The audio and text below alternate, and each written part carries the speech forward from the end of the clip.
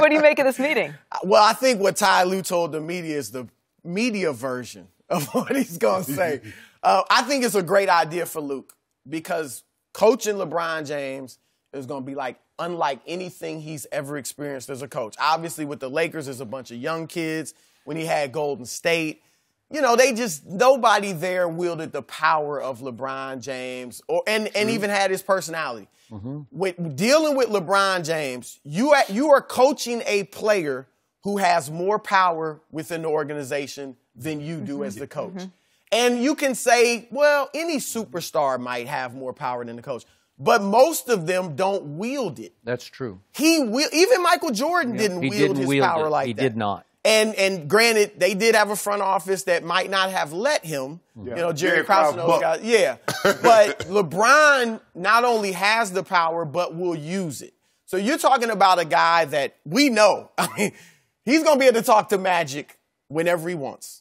Going to be able to talk to Rob Pelinka whenever he wants and just go over Luke's head. You're talking about a player that has ideas, as we already see with Rondo and JaVale McGee and Lance Stevenson. He has ideas on who he thinks should be on the team, who he thinks should be playing, when they should be playing. You're talking about a guy that may think he's smarter than you, and in some instances, he's going to be. Right. Yeah, I agree. You know? Yeah. And so that is the challenge of coaching LeBron. And so that's what Ty Lue, like, it's more important for him to talk to Ty Lue than Eric Spoelstra. Because Spoelstra had an entirely different situation. Spoelstra did have more power in the organization because Pat Riley made sure of it. Like LeBron and Wade and Bosh, they had their ideas. They at times were tired of Spo, especially early. Yep. But Pat Riley made it clear, if you're going to win, it's going to be with him. Right. Like he's not going anywhere. If you're going to mess up and screw up, then that's on you. It's going to come back on you. So this is going to be a challenge. And I will say this, and what Ty Lue said about the media, I do think LeBron is just a perfectionist. And you see how much he works on his body. We know he spends $1.5 million, you know, and he just wants to hold everybody else to that level of accountability, players and the coaching staff. So sometimes it may come off as hard, but that's really what he's doing is saying, look, I'm putting in all this work. I expect you, including the front office, to put in that much work too. It's a blessing and a curse. Because what comes easy and so natural to him, he's looking at the other 11 guys. He's like, damn, guys, y'all can't. But they don't get it. Great players, Skip, they don't realize how fortunate, how talented they are. They just think well, if you just work hard like me. No, bro. He can work hard 24 hours a day, and he's never going to be the player that you are. That's God-given, and and you willing to work at it. You look at LeBron. As Chris was saying, the way he eats, the way he trains, the way he takes care of himself is basketball, basketball, basketball. What bothers him is that when he sees guys that are not as talented, that's not about basketball, basketball, basketball. Therein lies the problem. Then you're going to have a problem with him. I don't have a problem with him that Luke Walton's reaching out because we've never had a guy his age coach a player of this status. Normally the coaches are a lot older, Skip. When you're dealing with Pat Riley, he was older when he took on Michael Jordan. Pat, can you imagine if Pat Riley was, 20 months older than Magic Johnson? That might have been a different ball game. But Pat Riley was much older than Magic Johnson, so there was a healthy level of respect there. I do believe LeBron will respect Luke for the simple fact he played the game. He liked Paul Silas because Paul Silas played the game. He liked Ty Lue because Ty Lue played the game. He wants you to have at least some understanding of what the hell he's talking about and what he's thinking. And if you've never played the game, not Greg Popovich never played. Some of the best coaches of all time, general managers never played the game. But sometime as a player, we want you to put yourself in our situation and see what we see from a standpoint of actually playing the game. So that I believe, Skip. I don't. Ty Lue saying this. It's difficult coaching great players because of the expectations they have, not only for themselves but for the coaches and the players that are around them. This is not an easy undertaking, and I commend Luke Walton for reaching out, trying to figure out what's the best way to deal with this young man. Okay, I get what both of you have just said and laid out on the table very astutely. I still say my takeaway from all this is that Luke Walton is on borrowed time as the head coach of the Lakers. Number one, it felt like bad news to me that Luke was not included in Magic's midnight Eastern mission to LeBron's house. If he's the coach of the future, if he's a big part of your plans going forward, he just goes with you. And remember, Luke Walton is not young Eric Spoelstra. Spoelstra came from nowhere. He did not play in the NBA. Mm-hmm. He played Division II college basketball as a point guard. Where was it? Like in Portland State or somewhere? Like that. Okay. And he worked his way up from videographer in the Miami Heat organization to head coach because Pat Riley loved him and blessed him. In this case, Luke Walton grew up as a son of one of the greatest players who ever played, and for 9 years he played with Kobe Bryant, and he won championships with Kobe Bryant. Mm-hmm. So he has some cachet to LeBron that Spo wouldn't have the first year. Correct. And I reminded Shannon earlier in the show that Pat Riley even wrote about in his book that first year, after that rocky start, 9-8, and they had a little meeting with the big three, with Dwayne Wade, Chris Bosh, and at that point, once again, just as he had when he was recruited by Pat Riley, he said, hey, why don't you step down, come back down, and coach us, coach me, because he wanted a superstar coach to coach a superstar LeBron. And I don't blame him for that. So I'm wondering, has he mentioned to Magic, just in passing, at some point, you need to think about coaching me, because I know Magic tried to coach. Yes, Magic tried one ill-fated stint. He went 5-11 back in 1994. I don't know. I'm just saying that's a quick fix that could be on the back burner. And again, is Phil Jackson a possibility to come back? I don't think so, because his body broke completely down. He couldn't fly anymore. So you're out. And I threw out to him other possibilities. Would Coach K think about it at some point, maybe next year? It's something he's done all he could ever do at Duke. I know he's very happy there, and he just keeps turning it over with one-and-dones, and you're always going to be pretty to very good. But still, would he want to take one shot at coaching a super team in L.A., not this coming year, but the next year? Maybe.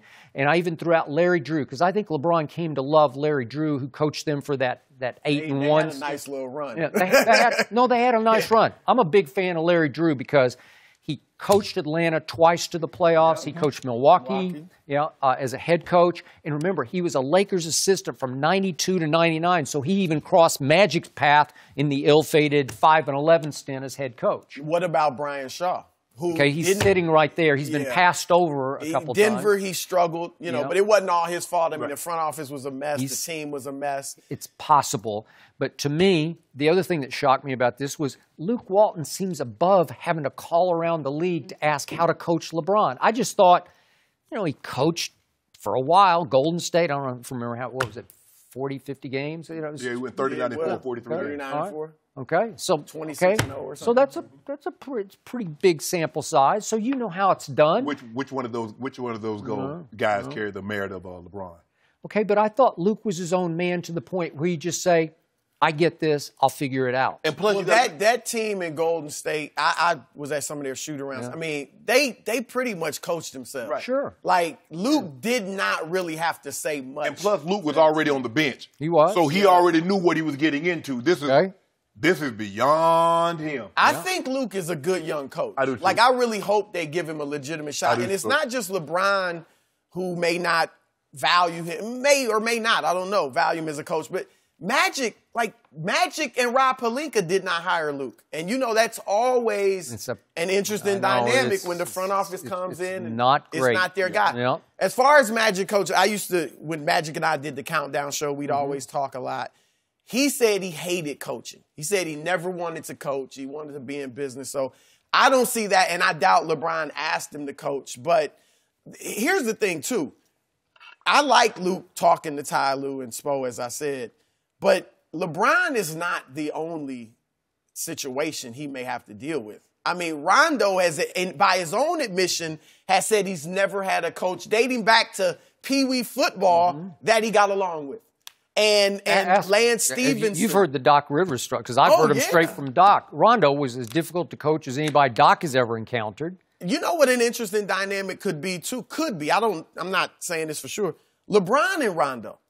Because you have two headstrong players. LeBron has never had a teammate, to my knowledge, that I can think of, that might challenge him on some of his basketball ideas. Might, I don't know. Might. But he's a strong and then guy. ask Nate McMillan how easy it is to coach Lance Stevenson. Not that Brian wanted it. Huh? Yeah, they wanted him back. He's going to do some knucklehead things, too, just like JR. But you give him small dosage. You give him 10, 12 minutes I'm here saying, there, you good. This is all on Luke's plate at the same time. And JaVale, that's no walk in the pocket. And then you got LeVar. You got to coach LeVar. Yes. You're not Lonzo. You have to coach his father. This is a potential powder keg. Yeah. I mean, it really is. I love this. And I think LeBron's going to be the him. But there's potential for everything. We're saying there's potential to be a really good team. Yeah. There's also potential for amazing volatility. The wheels can fall off. Oh, my. Because LeBron, he started slow when he first went back to Cleveland, first went to Miami. If they start slow, he's not going to be happy because he wants to win. Yes. And, that's when the drama can start. It's going to be entertaining. It's okay, Hollywood. so back to your point about Ty Lue saying that LeBron is easy to coach, but it's the outside tension, quote unquote, that makes it hard. Well, the outside tension is generated internally by one LeBron James. On a daily, nightly basis, he's going to tweet, he's going to drop little bombshells on the media, and they're all designed to maybe motivate the team, but it creates chaos. And you're with me on this. I think LeBron loves the chaos. He thrives on it. It fuels him. And the others, it can just bury him. But it would have been very interesting if they'd had social media. When Michael was going to Vegas or Atlantic City, it was all. Can you imagine that today? Can you imagine? Because we'd have a different. So now, because the athletes now in the social media, the guys before they'd have never. I'd never say never, because it's hard for me to believe that they have this platform that they wouldn't have been using it. And the camera phone, because guess what? Camera phone has been amazing. It's made some careers, but it's damn sure cost some too. Sure. So imagine when Michael was, playing blackjack, because he loved blackjack, Skip. He loved a lot of things. Yeah, he did. I ain't got nothing. That's beyond me. Yeah. Part of me wonders this too, because LeBron's first stint in Cleveland, 7 years, there really wasn't a lot of drama.